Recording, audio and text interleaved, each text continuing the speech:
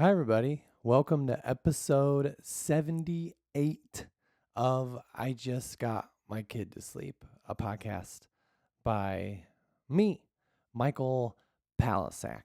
If you heard about the podcast through Apple Podcasts, then I appreciate it. I'm a stand-up comedian, and this is the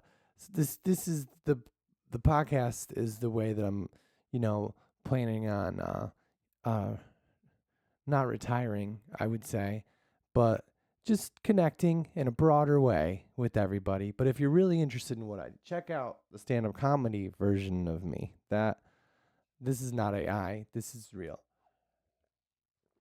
If you saw my stand up and then you watched this, you might maybe he just had AI. I think you would notice. Like I saw a video recently and I was like, that's AI. That I'm ahead of you.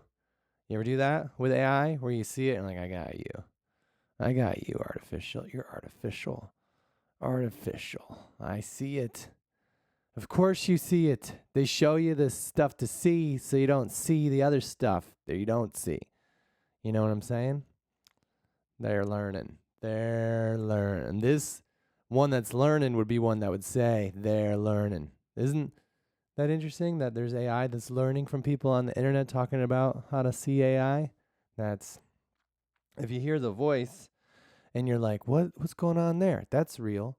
Um, can't fake a cold 2 to 3 times a year, AI, or can you could probably. I don't know if I had a cold. My whole body reacted as if I felt like I was gonna die for a couple of days. Not really, just the chills, right? I kind of figured out now how illnesses work because I'm a dad. I just got my kid to sleep. Episode 78. What I was saying was, if you went to one of the shows this weekend, I wasn't sick. Don't worry if you touched me. My doctor said I could not non-communicable today, so it was fine.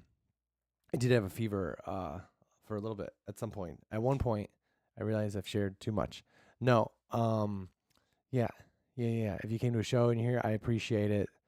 I love it how I'm so looking after the people that came to the shows. Well, there was really good shows. There was Salt Lake City and Irvine were out. And this is last weekend was a special weekend because it's a holiday and like the day off isn't because like a bunch of people didn't make it, you know?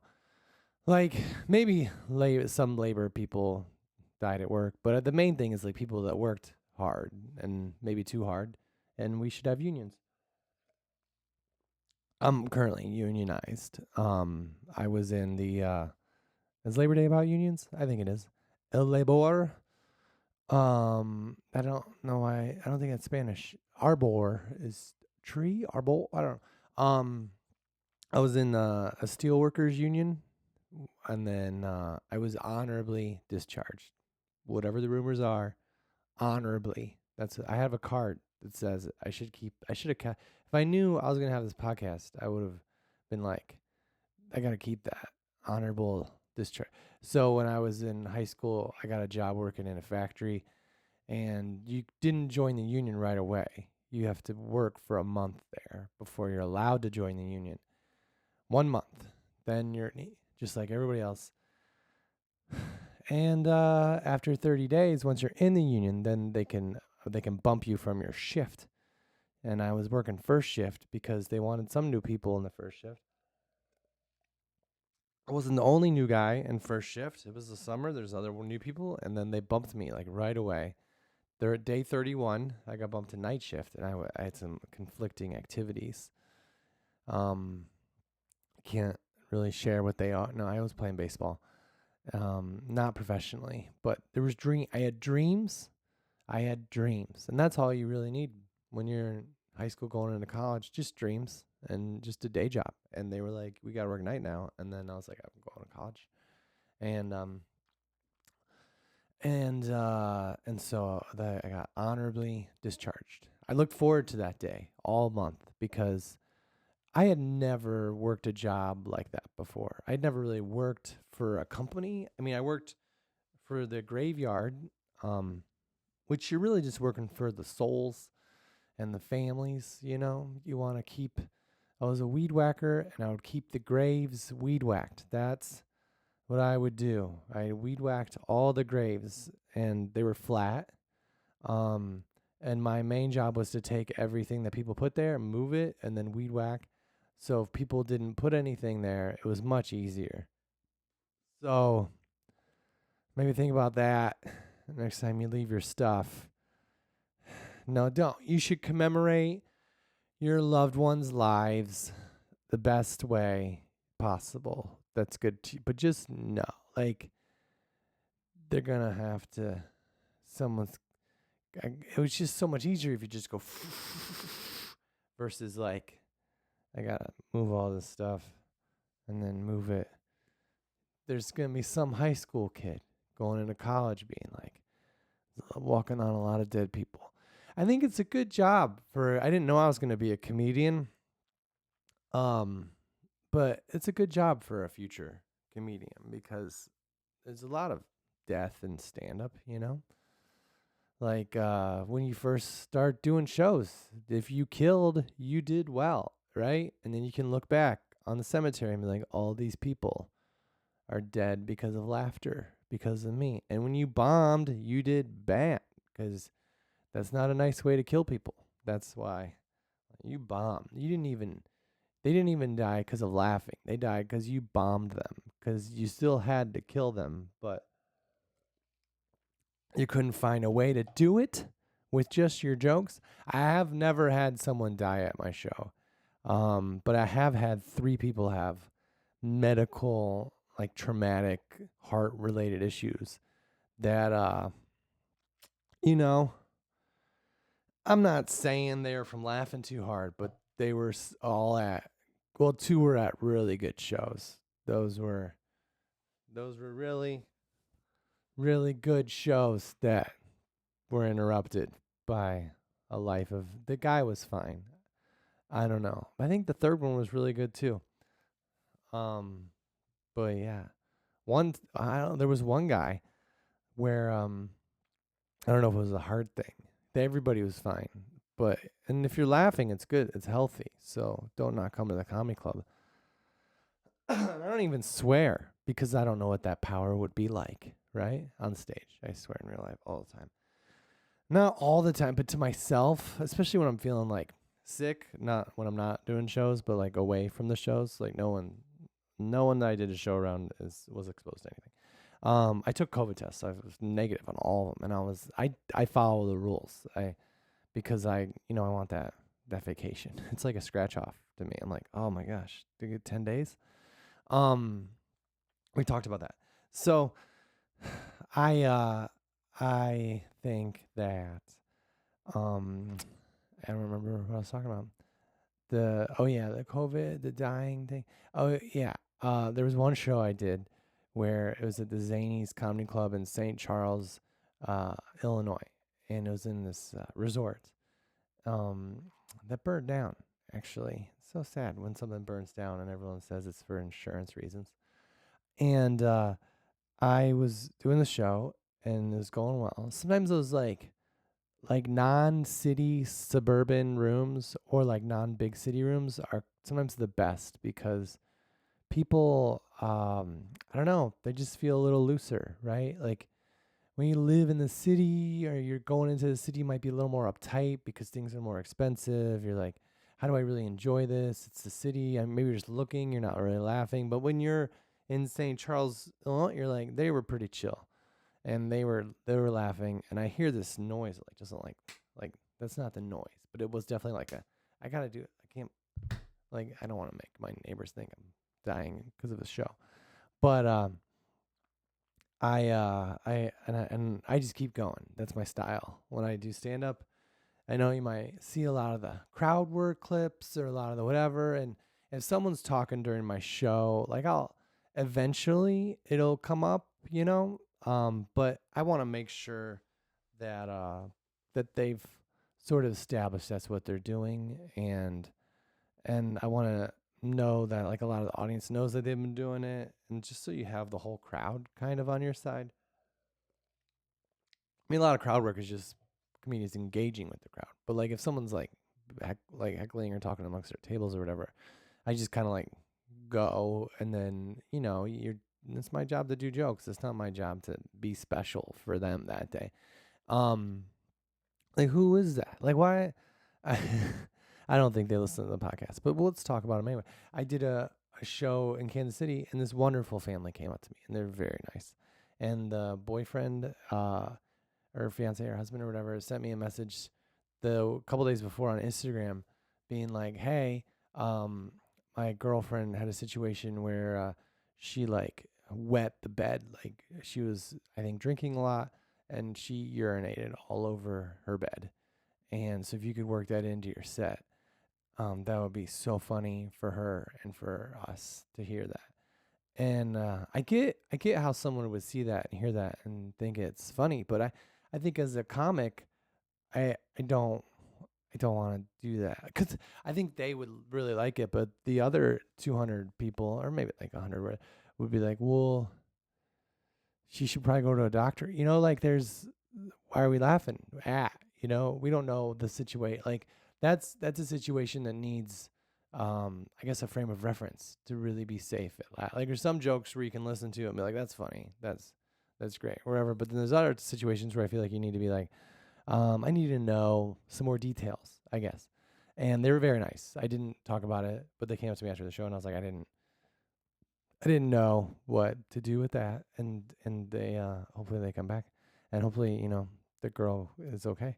I know when I was in college, I had a roommate who drank a lot one night and started using the closet as a bathroom, and I wasn't laughing while it was happening at all. I was like screaming to wake him up. And you never realize how long, like when people go to the bathroom and it's a bathroom, you're like, that's not very long. But when it's not a bathroom and they're going to the bathroom, it's every 10th of a second. It's very long, and yeah, that was not necessary to bring up. But anyway, I was at the long time where this guy, I hear a loud noise. It's like something that's not the noise, but it's a noise, right? And I just keep going because that's my style. I don't care if they had called ahead to be like, "Hey, this guy drinks a lot and falls over. Can you call it out if it happens?" But I didn't do that, and I just kept doing my show because it was the great rooms. You can't see anybody. There's just lights on the stage, and the people laugh, and that's just the way it is. And those are great. Like those are the ones that you really want because it just allows you, I don't know, to connect with the experience and not feel like people can watch and not feel like people know they're watching, and they can feel free to laugh. So I hear a smack. I just keep going. I finish the show, and the manager comes up to me and she was like, "Thank you." I guess during my set, and I did hear some rustlings or some rufflings. The EMTs had come into the show, and they had, or whatever, and they had like got him on a thing and carried him out, like, and he was fine. He ended up being fine, and they were so grateful I kept going, because if we had stopped the show to like figure out if he was okay, a lot of people, you can't really get into the show again, and then people might have wanted their money back, which is very, I don't know, business way to look at it. Like, thanks for keeping going. It is. Whenever there's a health thing, people still, like I was doing a show one time in Edmonton. I love Edmonton. It's my favorite, one of my favorite cities in Canada. I just love it there a lot. And they have this huge mall in Edmonton, and they have an indoor water park that if you work at the comedy club, they'll give you like 2 free tickets, and then they'll be like, but if you don't use those, you give them back, because they like to mess with you, or they just want them. And they have a big wave pool, and they have a water slide as a loop-de-loop, and it's not even like a dangerous one. Like I saw like a documentary. No, I didn't watch the documentary. Whenever I say I saw a documentary, I should say I saw a commercial for a documentary. I saw a trailer for a documentary, because whenever I see the trailer for a documentary, I feel like I got it. Like they're gonna try to make it go along for however many episodes. What do we got? I don't know. The last documentary I saw was a Netflix one, and it was like a mafia one, and I was like, oh, this will be like The Godfather, and it was good. I'm not gonna cross up the mob documentary at all, but also was less dramatic, I guess, than the movie, which I get. But it was cool that like one thing I learned from that documentary, I watched a couple episodes, um, is that like the organized crime, the main guy, I forget the names and stuff because I was told to. I the main crime guys, with the guy that FBI or whatever that's investigating them, who they sort of got to him through his maid, the lady that cleaned his house, who he was like also kind of dating. I don't know if it's dating if you have a wife too, but whatever that situation was, they got to her, cause she had a situation too that I don't know, they kind of scared her into sharing everything.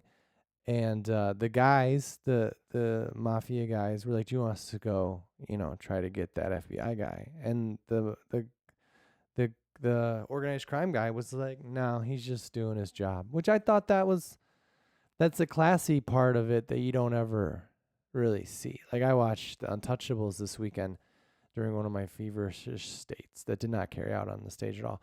Um, I watched this part of the whole movie actually, and Al Capone just looked like a mean guy, and maybe that's. Oh, I spilled my water. No, that's not it. Where'd my water go? You people who are watching are like, well, no, right? There it is. Like we know where your water is. How come Michael doesn't know? But he was just like such a mean guy, and everybody that worked for him was so violent and expecting you to do whatever they said right when they said it, and it was just like, well, that's no way to live, But this New York guy was like, the guy that's investigating me, this is the game we play, It's not our job to kill him and his family. It's our job to not get caught. Which you got to there's some respect there of like, yeah, let's just not get caught, right? Anyway, I don't know how we got on that. The documentary, that's the last documentary I watched.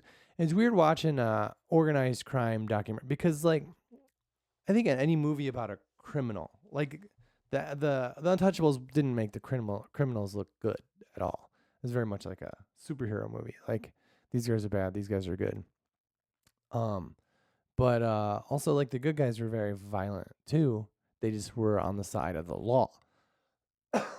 And Oregon is of like the government saying that stop selling alcohol. That's the weird part too. As a grown up, I've lived in a world where alcohol was always legal, and when you were under 21 and it wasn't, there were people who would like provide it, and everyone would kind of look the other way. Like at most colleges, it was pretty easy to find, and so to think that whole businesses were made from this law that made this thing illegal, and then this whole other agency was brought in to sort of violently break it up, because now they were violent too, what I was told. Saw in the show, it's just sort of like, it was just, to me it's just like, it's just alcohol, and I guess you shouldn't, because alcohol is definitely a serious thing. Alcohol and drugs are serious, but I don't know if any murder is involved. I don't know if that's what the alcohol things would want. The people that didn't want people to drink, whoever. How did we stop drinking alcohol as a country? Like, when did that? Like, it was in the 20s, right? So, like, in the 1900s, people were having a good time. And they're like, whoa, people, too good of a time. And I don't know, man. I don't drink myself personally. I mean, I don't not drink, but I don't drink. People who would hang out with me, like, he doesn't. But like if we're out and I order something with alcohol in it because I feel like it, you don't have to be like, oh no, and it's strange. I have friends who have been through that world of like, um, they had to stop, and the people in my life who have been through that and they've stopped, they're the most, I don't know, well adjusted, it seems like happy, successful people in a way of like they just seem like they seem like every moment of their lives is like when I see them, I feel like it's just like when you see like a car that just went through a car wash. That's what I feel like people who got out of rehab and made it through the other side look like. Like when I don't know, I guess some people don't want to go and they're very angry about it, but people that have lasted for like decades, they're like at whatever age they are, I just feel like they're shiny. I feel like and maybe it's possibly because if they had to go to rehab or whatever, AA or whatever it was, like they saw the end. Like I was talking to someone recently about this, and they had a family member that was going through it, and they're like, yeah, they just have to hit rock bottom. So I guess if you have to hit rock bottom and you make it back up every day is like a great, great, great day. I don't want to have to go through that. I'm not going to start drinking just to find that. I got to find, that's the goal of life, is to find that AA joy without the habit beforehand. But you also wonder, like, all that stuff, and I mean, if kids listen, that's not good to think about, but all that, they, I don't know, like, must be fun. I can see how it could be. I don't know. I never got into it. When I was going into college, my older brother was older than me. That's how that works. And he was a senior, and I was gonna be a freshman. And he was like, Michael, before you go to school, because I had never drank alcohol really before. Like we grew up in a small town, and we weren't allowed to like sleep over at friends' houses, and like everybody knew everything, and you could get in like real trouble. But like I remember my senior year of high school, my senior graduation, going to graduation parties at graduation night. My dad was like, "Don't drink and drive," and I was like, You mean I can drink? Like I don't ever have to drive. Like I didn't even know I was allowed to drink, but I'm driving. I don't need it just so I can walk anywhere. But I didn't. No. But he was like, Michael, don't drink until your second semester of college because you don't want your friends to be they're people that you just ended up drinking with right away. And I was like, that's wow. That's like, and I didn't. And then it just turned out everyone thought I didn't drink. And then I didn't really do it a lot. And I never got that. I never got that. It seems like some people get that habit of, habit's not a bad word, but in that groove of like, whether it's Thursday night or Friday night, and then Saturday night, and then do homework on Sunday, and then back at it. Like I never fell into that thing of like we're drinking this night and this night and this night, and we got to do homework, and then we're drinking. Like it was never that was never part of my experience, and I realize now that that's probably why people have trouble when college is over, because not only do you lose sort of your whole friend base, your whole culture that you've created for the last 4 years, this whole world that sort of exists in this town that you didn't live and you'll probably never live in again, and where all these different things came together. Like your food is there for you, and you live in these places where everything's kind of close together. You have like teachers who like give you their time. A lot of times there's people that help you out and make you learn stuff. Like everyone's goal is to make sure you learn, and someone's paying, maybe you're paying, but someone's paying like a good amount of money so you can learn this thing and hopefully like contribute to society. Have a job. You can join clubs and do service and like go to sporting events and you can just do nothing. Just do not like, or Friday night being the best. Like all of a sudden it's just like there's nothing to do tomorrow, and it was the best. You get all of a sudden you lose all of that and the whole like infrastructure of your drinking, which can be a mentally addictive and physically addictive habit. And it's like, well, yeah, I would probably miss college too if I had that also. Um, Also, I think as a comic, it's really easy to enjoy your job because we work for ourselves. It's very creative.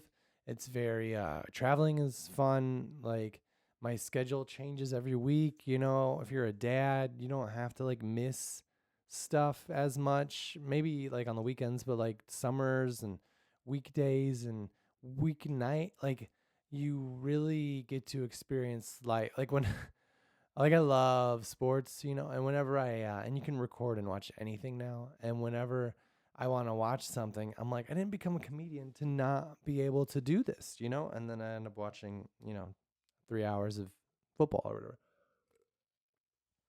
Um, but it's a very flexible. There's At the end of the day, there's not this sense of like I deserve a drink, like if you're a comic, and at the end of the day, you're like I deserve a drink. I don't. I mean, we all have our own stresses and anxieties and stuff, but if talking to people, whether they're happy or not, or there's a lot of them or they're quiet, like I don't like when you do it for a long time, sometimes the quiet ones are the ones that are fun because like I don't want them come to the show and laugh a lot. But it's like, oh, this is like I always wonder how it would be to be like at the level of someone who's selling out arenas, Because how do you know if you're good anymore? Because when there's 10,000 people there, you can make 1% of them laugh, and there's still 1,000 people laughing, and that sounds loud. And then if you go to a small club to make people laugh, everyone that gets to buy tickets, they love you so much. And so, and I think there's levels, like you'll feel it and stuff, but it never goes away. I'm sure the ability to like kill or bomb or murder or whatever. But when you almost kill 3 people and they don't know who you are, that's something you're gonna like. When I was in high school, I I played sports, right? We talked about that. And if you got like a letter, for playing a sport, you could like people. I know a lot of schools people don't wear their jacket, but in my school people got like a letter jacket, right? And on the back was the special thing because you could have your letter on the front, but if you won something like a county or a conference tournament, or like a sectionals, or your all conference, you could have a special thing on the back for that. And I feel like that's what it should be like for hospital visits from audience members. No, no, no, no, no. I'm not encouraging that. Anyway, there's definitely something special about even the parts of stand up that might seem to want to make you drink. That's that's what I was trying to get to. Like even the parts of my life that people would look at me like that's really like my family came out to see me in Vegas for the week. And my dad was like, wow, traveling is very hard because they had to pack for 7 days or whatever, or 5 days. And it took them, and they were like, this is really hard. And I'm just like, yeah, but you also went to work for 10 hours a day for, 55 years. Like, I'll pack a suitcase if I don't have to every week and unpack it and, kind of have a messy house for some of the time of as a trade to 55 years going into a job. But whatever. So anyway, that's fun. Documentary. I don't watch a lot of documentaries. I don't remember what I was talking about. If I ever say that I watched a documentary, I watched a trailer of the documentary. Or what I meant to say was like, I can't wait to watch this documentary. The one documentary that I don't even know what this podcast episode is going to be called. We've been I don't think we've hit like one thing. Sometimes they have a thing. What do you guys want to talk about? No, one documentary that I have not seen all of, but that I would recommend seeing, that I would like to watch again. I forget. I think it was on like PBS. I don't know if we'll be able to find it. PBS, there was this documentary about these senior citizens who played ping pong at like a worldwide elite level against each other. And it was so fun to watch. Part of it was because I was like doing stand up and watching a lot of comedy stuff, and this is like, oh, this is finally something that's not that. And but it was also like just so interesting to see these people. I think I'm so amazed when people over the age of like 60 do more than they did when they were under 60. Which is unfair, People, but also like when you're retired, when you should just get to like sort of relax and not have to like destroy the world. Not destroy, what? Why is it? But like take over the world, or maybe just exist in a positive way in the world. Um, but they were just like, and I like to know that, you know, that's always special too. Like my son is 6, right? So he's far away from being 75. Like when he's 75, whew, I'm gone. Probably, maybe I'll be really old. Like the only bad part about him being 75 if I'm alive is that I'm probably a burden. When he's 75, I would be, whew, whew, whew, whew, 140. No, not 140, 110, 111. I was 36 when he was born.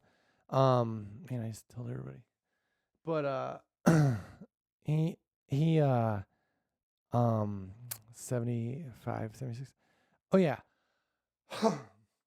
He just started sports, right? Kind of like baseball and soccer is what he's into. He wants to play everything: baseball, football, basketball, soccer. And I don't know when to start him in football because we didn't have football until I was in middle school where I grew up. But he wants to play.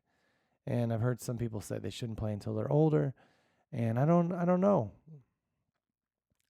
I think he doesn't know what a lot of it is. I don't even know where he gets it. Like I don't know where he's like, I want to play this. I mean, I do take him to events, of sports, and so maybe that's where he sees it. That's interesting. I feel like sports are weird because like people will be like, "Oh, this is a kid's game," but then you watch it professionally, I'm like, that's not for kids, Like you watch a baseball game, like that ball is super hard. Kids are trying to play that game. That's not a kid's game, right? Like baseball was invented for men and women, of when everyone realized that it was okay, which I agree. It is. Basketball, the hoop is 10 feet tall. That's not for kids. We could make it kind of football. I mean, that's just like war, but with no weapons. So, I don't think any sports are for kids. Kickball is for kids. Dodgeball is a great sport, I think, for kids. Dodgeball is a great recess activity, great lunchroom activity where there's I can't imagine going to a dodgeball practice. I know they have the movie Dodgeball. There's a whole dodgeball thing. There's a trampoline park by us, and they have a dodgeball league, which I don't know why they need the trampoline part. Maybe because it makes it harder to hit people really hard and cause concussions, or easier to dodge. I guess that's why. Maybe I should watch Dodgeball again. Was there a trampoline version of Dodgeball? I don't think it was. My favorite game growing up was Medic Ball, which was dodgeball, but there was one medic. And if someone got out, they just had to lay on the ground, and the medic had to get on one of these like little carts that slid across the ground. And you had to try to go put the other person on that cart and slide them back to the hospital.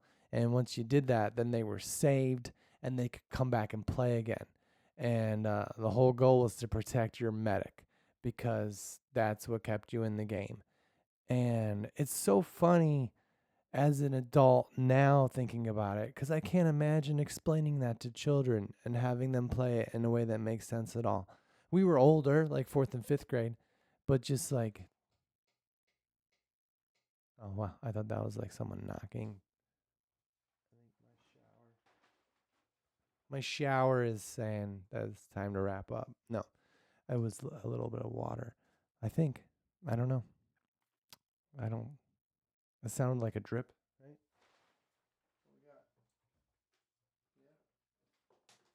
All right. We're okay. We got a lot of time. I mean, who doesn't want more? Anyway. Yeah. So, but it's nice to know that my son, who's starting sports, he doesn't have to figure out for 70 years and still accomplish something. Like you don't people, but I feel like when I was in high school, especially because I grew up in a small town, and there wasn't a lot of like 20-year-olds playing sports that weren't also playing in college. There just wasn't that world. Like when you went to college and you came back and worked in the summers, and there wasn't like leagues really. There were basketball leagues. You could play basketball. But other than that, at the time. And then there was football for a little while. But it just kind of felt like it was over. But I think it's important to know that you never have to be the best at something to play it. And the most important thing is playing it. Is that a lesson we all needed to learn? Is that what we tuned in today? All right. We got a couple of questions here. Did I miss anything? Did I start to go into something and then not? Let me know. Let me see what this is about. Okay. What would you do if you won $100 million? That's a question I got recently. These are from the internet, not just like the internet that someone directed them toward. If I didn't just ask my internet for questions, I could tell if it was artificial. I could tell. Artificial gets such a bad rap, man. Maybe it should, but like anything that's artificial, people are like, I wouldn't eat that. There's artificial ingredients. I wouldn't listen to that. That's artificial. Artificial intelligence is, I don't know if people realize that it's not always right. Like, there's a couple times where we've asked it some questions and it just gives me an answer like I'm a 6-year-old and I'm bugging it too much and it just says whatever sounds right. And I'm like, no. That's not correct.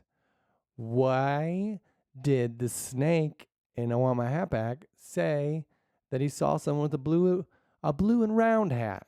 Why? The bear has a triangle hat that's red. And my son would like to know this answer. That's what we use artificial intelligence for in my house, is we'll read a book and it doesn't answer all the questions my son has in the book. And my son will believe that there is something in the book that we just don't know, but that's real and it's definable and there's an answer for it. And I know as an English major that a lot of this is open to interpretation. And so it's kind of what we feel or think or analyze, and that's part of the fun of it. And we ask it, and then the AI is just like gives wrong information. It's not even halfway there. And then I'm gonna be like, no. So don't always have it write your papers, everybody. That's true. In those pictures, I can tell. My nephew did a science experiment that did very well competitively about whether AI images could like fool people, basically like what ages. He's in elementary school. So he went all the way from like kindergartners up to like 8th grade. And it was like 1st or 2nd grade where they couldn't tell that it was AI. And like how good is that to know that I can fool my kid for another year almost with artificial images. Just print out a copy of me. Hi Jack, it's me, your dad, artificially. But he would know that I was just a picture though, a printout. That wouldn't work. And if I'm talking, I might as well just be the guy. A lot of holes in there. But yeah, we'll watch. I can see that because we'll watch a Pixar movie, and he'll be like, "That's a movie, Dad." And then we'll watch like a animated movie, like the Daffy Duck Warner Brothers movie. It's like that's a cartoon, and I want to be like, they're all cartoons, Jack. These are just have rounded edges because of the digital world. AI. Yeah. Okay. So a question from the internet, not AI, a person, as far as I know. I never know if I'm getting an email from someone. This is a side question. Work-wise, if it is, someone's like, I'll get work emails from somebody. And they seem like legit, like not like spammy. But it does seem like it's from an AI thing. And I don't know. I kind of want to be like, no, I'm not going to promote your thing on Instagram unless I get to talk to a person. So, yeah. Even if the check clears. Anyway. Okay. So, question from the internet: what would you do if you won $100 million? I'll let you answer. No, that's for me. If I won $100 million, if I had $100 million, winning $100 million, well. First, you got to play. You know, I don't play a lot of lotteries. I should, because I feel like I went to go check a bag recently at the airport. And I got in at 49 pounds, and the lady looked at me, and she was like, you got to buy a lottery ticket. And I was like, but my flight's taking off soon. So I didn't go buy one, and I didn't know when her luck was gonna expire. And then I was in a different state, and I didn't know the rules, so missed that shot. I could have been 100 millionaire by now. No, I've been these videos have been popping up on YouTube because of AI about this guy that won the lottery and how he's really good at winning stuff, and how like if you really focus mentally on winning the lottery, that will definitely help. And people, I think, scoff. They scoff and guffaw, and it's very easy to, because I'm sure he did it himself. But it's also easy to be like, um, no, you just gotta, like, if you really really try. But it's also money. But it's not a lot of money to win a lot of money. But he sold the lottery ticket to himself, and he told everybody he was going to win the lottery. He had a dream about winning the lottery. He sold the ticket to himself a couple months later. Like, he lost for a while. And then his dad woke him up, and he's like, someone won the lottery from your gas station. And he found it like rolled up in a jeans pocket. And then he had to tell people, he had to like lie about it, because he had to be interviewed the next day because they knew that he sold the ticket, and he didn't want everybody to know it was him. So first of all, from what I've learned about lotteries, is that you should tell nobody. So tell nobody. That's what I would do if I won $100 million. I would be like, I robbed $100 million. You wouldn't see any of it. Like, my dad bought a lottery ticket because where they live, it was like $1 billion. And he was like, I just want to let you know, Michael, that we didn't win, and you got to keep working. And I was like, Dad, I think that you should tell me that even if we did win. So I'm so glad we won. Congratulations. He's like, no, Dad, no, Michael, I didn't win the lottery. No, good. Keep that up. That's what we need. Diligence. We didn't win. We didn't win. No, Michael, we didn't. I didn't. No, I got you. We're here. Okay. No. So what I've heard different things, is you should sign it or don't sign it. One of the people said you don't sign it, but then he didn't say what to do or when to do it. But also, like, to go get like a safety deposit box at a bank. So I think if I won, I would do that first. I would have it very safe, and I would maybe carry it with both hands into a safety deposit box. But the guy said when he did that, he was a little scared because, like, I guess once you get in the bank, you're probably pretty safe, because, like, if you're in the bank, there's like cameras and stuff. Anyway, that'd be a bad time to be in a bank that's getting robbed, for sure. But once you get it in there, then the guy said that what you should do is, this is like the lawyer for people that win the lottery. I know this isn't the exact like question, but I'm so intrigued by this. They were like, you should figure out who you want to help out, because it's much cheaper to give them money by having them be on the lottery ticket than they give them money, because you can only give people so much money without it being taxed. So I think personally, and this is no offense to anybody in my life, but I would just put my parents on it, and maybe my brothers. I just feel like they're already okay, and I could just get them nice Christmas presents for a while, right? What do I mean, 100 million, I'm going to need at least 20 just to live normally. So then after taxes, we're looking at 30 is left. So what does everyone get? 10? I don't know, maybe, kind of. But I guess, all right. But then everyone, they're married and stuff, so now it's like, I don't think anybody's relying on me for $10 million. So I think just safely right now, I would put my parents' name on it and my name on it. Just because, like, if they want to buy a house or if they want anything, they should have it. And they're older, so if I ever regret having their name on it, I don't have to wait a super long time. Hopefully a very long time. Hopefully I have to wait a very long time. No, but I think, like, your parents have given you everything, so they could just have their name on it. I think I might say that first. Like, you just want to have your guys' name on it. Just be your guys. But anyways, and then I don't know, maybe my son, but he's not 18 yet, so I don't think it's a big deal for him. But $100 million.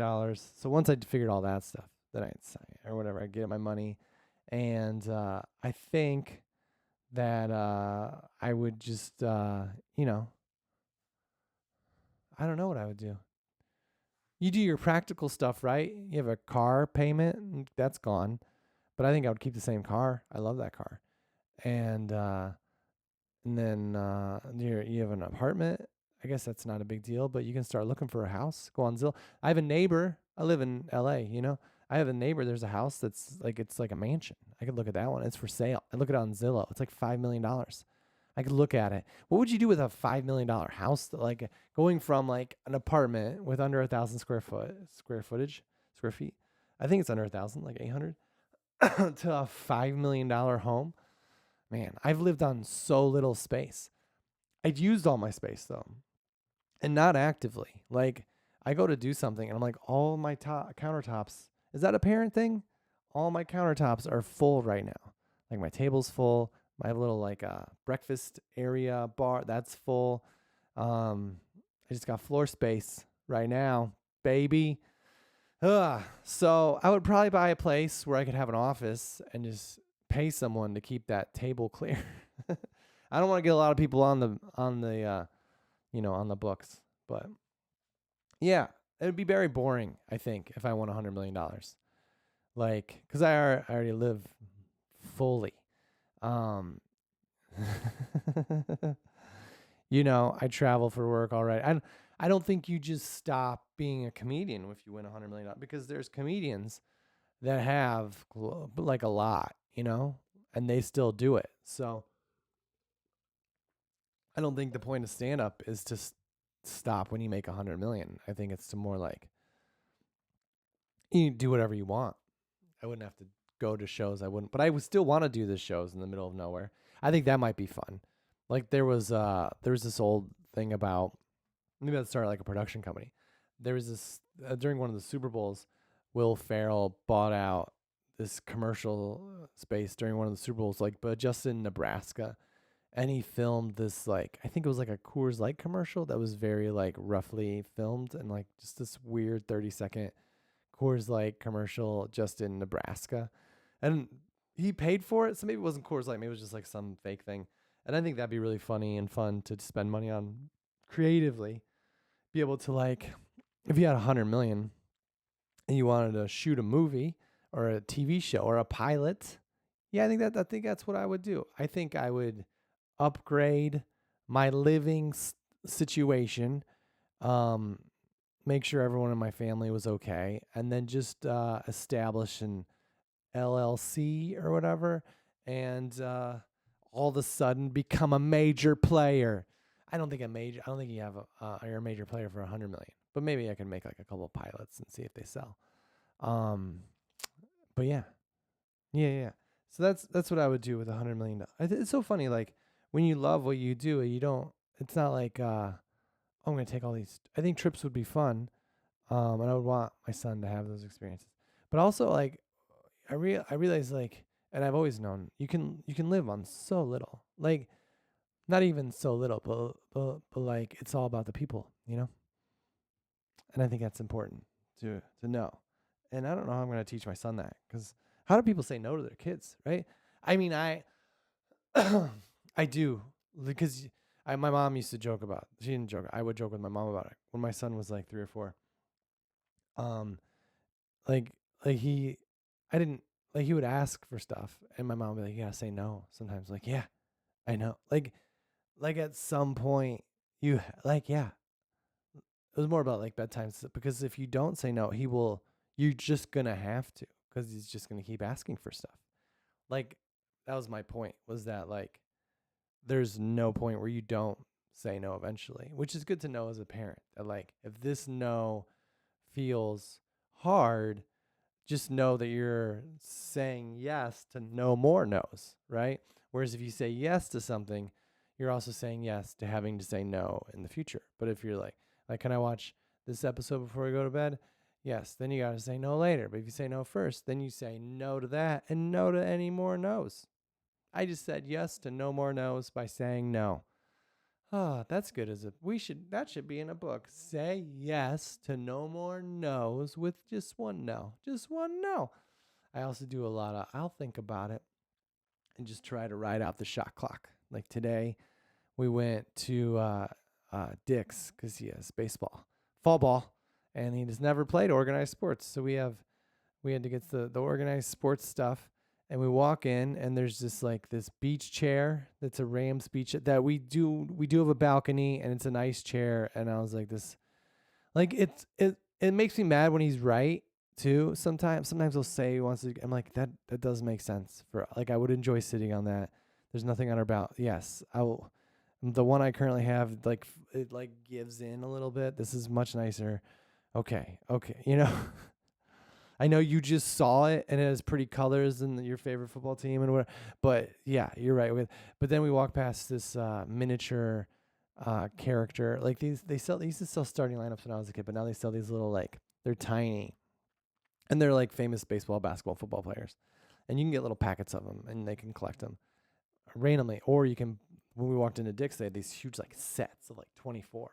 And I love sports, and he's an only child right now. And I mean, probably forever. But he's an only child, and he and so I know, like, he's never. I'm not going to worry about more of him, probably, like, financially. So I feel like when I asked for stuff as a kid, my parents had to think like, oh, this is times three. But me, I'm like, oh, this is just one person. And also, like, I feel like if he likes something, I like to encourage that thing. But at the same time, I found that saying no to something also encourages it even more sometimes. Like, one time he wanted a lightsaber, and I said no multiple times. And then one day I thought, I was like, this would be fun. And then he like loved it still. Like, so just saying no to your kid, obviously they're not gonna like forget. Um. Anyway, when he was like asking, I think at one point I even said, I was like, hey, this is fun just hanging out with you. So yeah. Okay. I got one more question, but I'll do it next week. I don't want to just get off with no question next week. So thanks for being here. I'll be in all over this week, and I'll be very healthy. I've been cleared. I can show you my doctor's note. Ontario, California tomorrow, not Canada. My parents are like, "Are you gonna make it to Canada?" Even though I love Edmonton. I can't wait if I ever get to go to Edmonton again. Edmonton, maybe, I don't know. Ontario, California tomorrow at the Improv. Wednesday, September 3rd, let's say. 4th, maybe 3rd. And then Appleton, Wisconsin on Thursday. Janesville, Wisconsin on Friday and Saturday. So Wisconsin is really, really lighting up this weekend. And then next week, I'll be in Fort Worth, Texas for my debut at Circus Street. Is that what it's called, Circus Street? No, something. It's a great club, but it's new.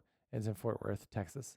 And I'll be there next week. And then the next week, I'll be in Bloomington, Indiana, Wabash, Indiana, Louisville, Kentucky, all that week. And that'll be like my last week in September. Not the last week the next week I have off. But yeah, that's the ad for the show. It's sponsored by that. Thank you for listening, everybody. Thanks for dealing with my low immune compromised voice. No, I'm not immune compromised, but I can feel it. Thanks for listening. I love you. Goodbye.